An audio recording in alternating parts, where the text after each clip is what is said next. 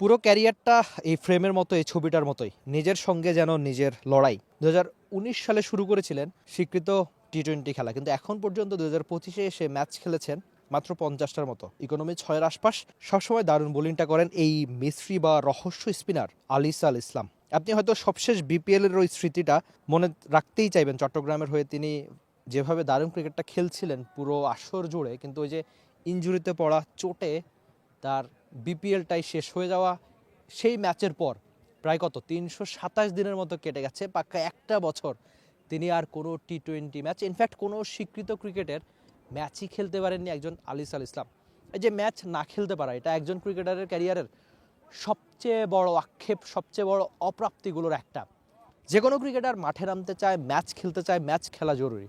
আর আলিসের ক্যারিয়ারের শুরুতে যদি আপনি দেখেন যে এসেই হ্যাটট্রিক, পুরো বাংলাদেশের ক্রিকেটের নতুন একটা নাম কে এই আলিস আল ইসলাম।